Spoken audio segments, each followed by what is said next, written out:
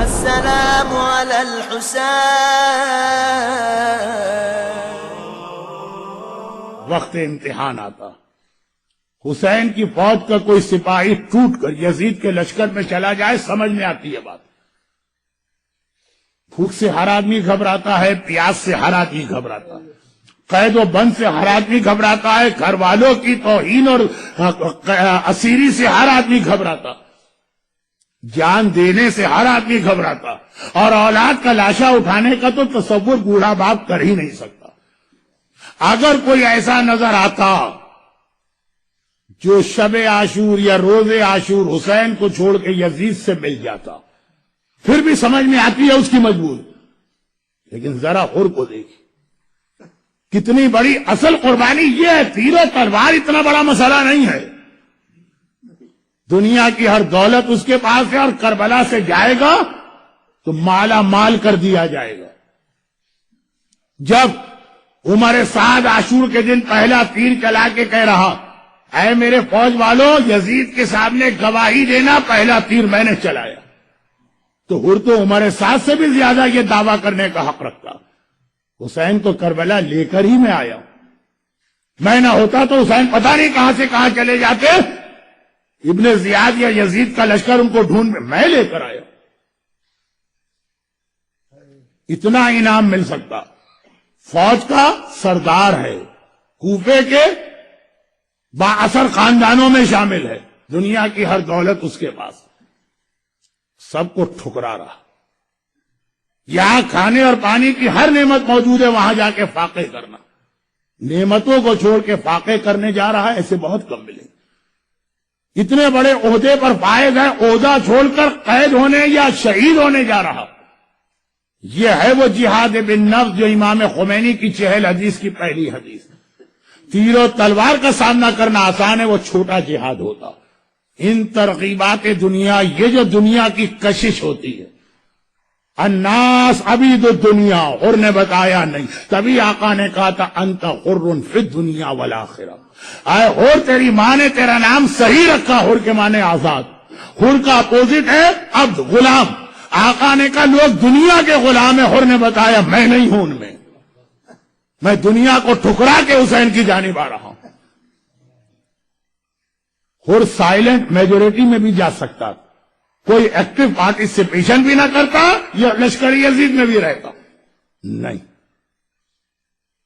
اتنی بڑی قربانی حر نے دی کہ آغا حکیم جیسا مرجع جو معرفت رکھتا ہے، جسم کانپ رہا ہے، 90 سال کی عمر ہے، جسم بہت کمزور ہے، کھڑے ہونے کی طاقت نہیں، حر کا احترام اس عظیم مرجع کو کھڑا کر رہا.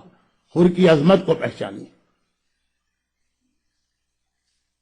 اور حر کربلا کے میدان میں ہمیں 2 بڑے پیغام دلوا رہا. پہلا پیغام یہ ہے کہ حسین کی مجلس میں آنے والا کوئی شخص کبھی مایوس نہ ہو. دنیا کا سب سے بڑا گناہ گار ایک بار اگر توبہ کر کے حسین کے دروازے پہ آ جائے، اس کا ہر گناہ معاف، چاہے زندگی میں ہم نے کتنے ہی برے کام اور گناہ کیے. اور قیامت تک کے لیے امید کی ایک مشعل، یا امید کی ایک کرن، یا امید کی ایک شمع. ہم نے تو عام زندگی کے اندر گناہ کیے ہوں گے، اور تو وہ ہے جس نے سب سے پہلے زینب کبریٰ کو رلایا. یہی تو جملہ ہے نا کہ ایک قافلہ، مسافروں کا قافلہ ہے، وہ شہر کوفہ کی جانب جا رہا، اس کو بیچ میں روکا جاتا، اور روکا بھی اس طرح جاتا ہے فرزند رسول، اب آپ یہاں سے اپنی مرضی سے آگے نہیں جائیں. جیسے ہی حر نے آقا حسین کے گھوڑے کی لگام پہ ہاتھ ڈالا، باقی تو لوگ ابھی سمجھ بھی نہ پائے کیا ہو رہا ہے. زینب کی محمل سے زینب کے رونے کی آواز آنے لگی. زینب عالمہ غیر معلمہ، زینب کو کربلا کے واقعے کی ساری تفصیلات بچپن میں بتا دی گئی ہیں. زینب کو اس کے بابا نے یہ بھی بتایا تھا کہ جب یہ قافلہ رکے گا بس سمجھنا وہیں سے کربلا شروع ہوگا. زینب کو رلانے والی شخصیت کا نام حر، حسین کے قافلے کو روکنے والے کا نام حر، اس قافلے کو کربلا پہنچانے والے کا نام حر. جیسا کہ کہا جاتا ہے کہ شروع میں خیمے دریا کے قریب لگائے گئے روکنے والے کا نام ہر. ابن زیاد کو خط لکھ کر عمر سعد کو بلوایا گیا. سنان آیا, خولی آیا, ہرملہ آیا. یہ سب کس کے خط پر آئے؟ یہ ہر کے خط جا رہے ہیں ابن زیاد کے پاس. ہر جس میٹنگ میں یہ طے ہوا تھا کہ حسین اور اولاد حسین پہ پانی بند کیا جائے, اس میٹنگ میں ہر بیٹھا ہوا ہے, اس نے کوئی اختلاف نہیں کیا. تو پانی بند کرنے والے مجرموں میں ہر شامل. کربلا کی تاریخ آپ کے علم میں ہے, اس لیے ایک جملہ بغیر وضاحت کے کہہ دوں. ہر تو عاشور کے دن جا کے پلٹا نا, بدلا. 9 محرم تک تو ہر ویسا ہی تھا نا. جہاد کربلا تو 9 محرم تو شروع ہو گیا. جب لشکر یزید نے پہلا حملہ کیا اس وقت تک ہر نے کوئی اختلاف ظاہر نہیں کیا تھا. عاشور کے دن تو جنگ سے پہلے ہر ٹوٹ کے الگ ہوا. 9 محرم کو تو جنگ شروع ہو گئی اور ہر اس وقت تک لشکر یزید میں شامل.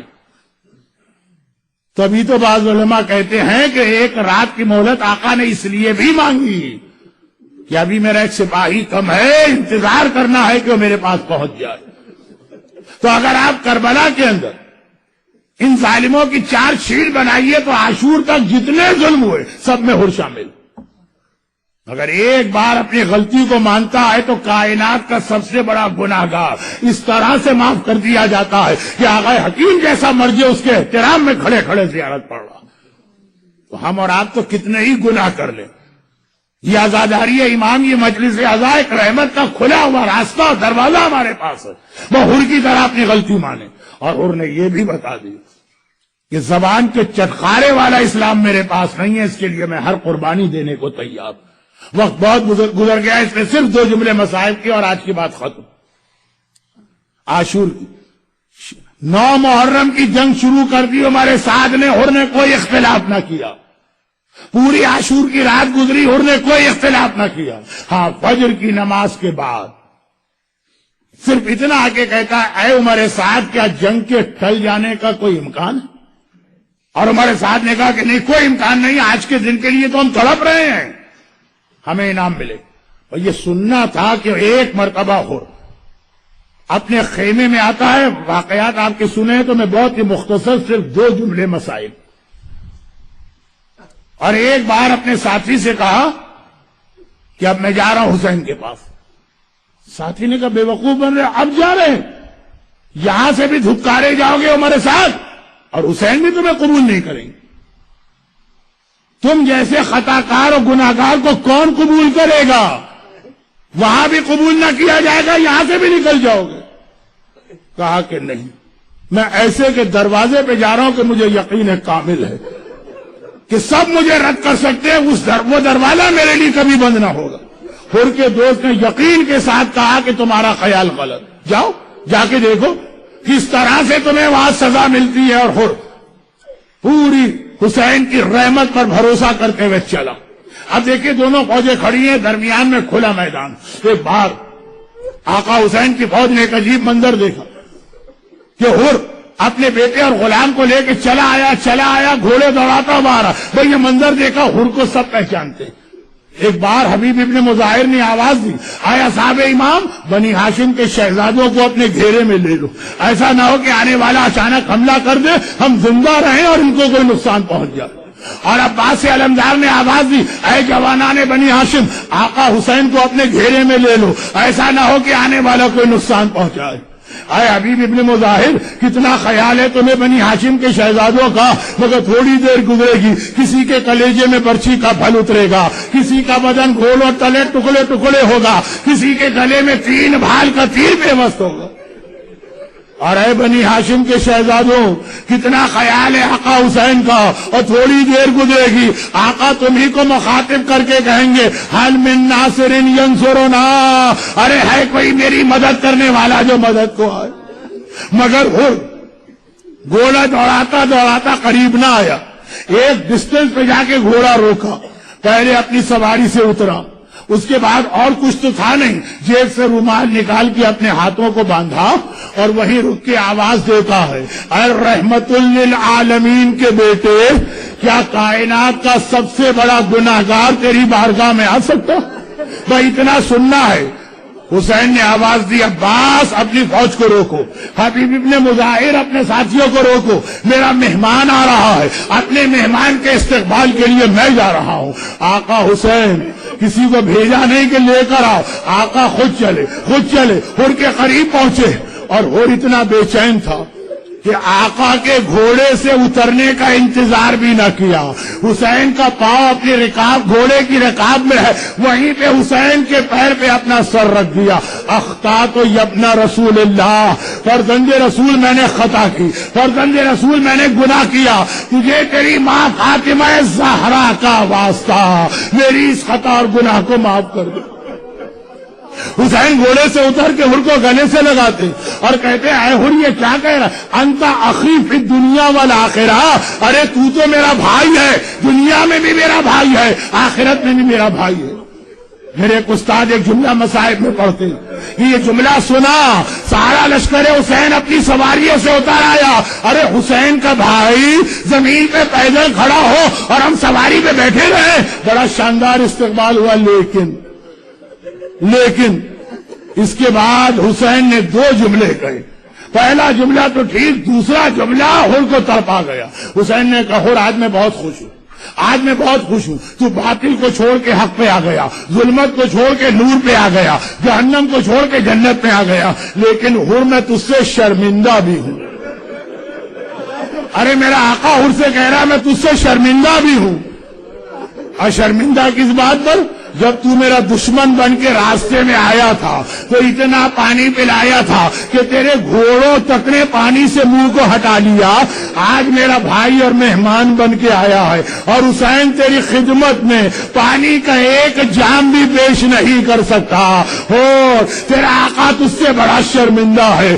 مگر یہ جملہ ان کو تڑپا گیا، گھبرا کے کہا آقا وہی گناہ تو معاف کرانے آیا ہوں، آقا میں خود بھی مقتل میں جانا چاہتا ہوں، لیکن میرا دل چاہتا ہے پہلے میرے بیٹے کو جانے کی اجازت دیجیے۔ حسین نے کہا آج کا دن ایسا ہے سب کو مرنا ہے، کوئی پہلے مرے گا کوئی بعد میں مرے گا، ورنہ میں کبھی تجھے اجازت نہ دیتا، جا میں نے تیری خواہش پوری کی۔ بس ارباب اذا ہر کا بیٹا چلنے لگا، بوڑھے باپ نے کہا بیٹا ایسا جہاد کرنا کہ اپنے باپ کے گناہ کو معاف کرا دے۔